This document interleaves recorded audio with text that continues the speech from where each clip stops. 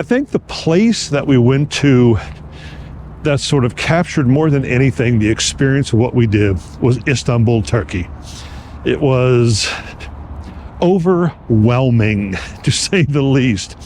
We went to a lot of new countries that we have not been to this year, but more importantly, we went to a lot of cultures that we have never been to. Eastern Europe, yes, it's Europe. I love you guys.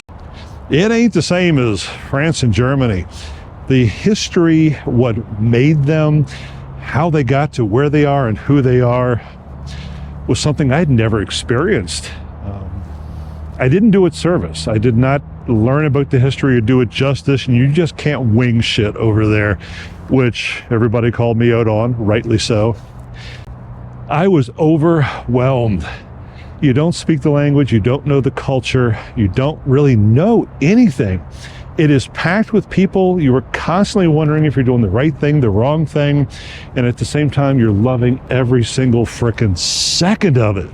That typified the entire year's worth of actual travel. It was sort of like that down in Mexico and Baja. It was like that in the other countries. Now, Istanbul was my reason for doing this and my reason for hating this. But the loving it actually trumped it so much more. I cannot tell you how exciting it is, because once you get a couple days under your belt, a couple hard days of trying to understand a place or a thing or a culture, and you start picking up a little here, you pick up a little there, all of a sudden you're like, oh, I can do this.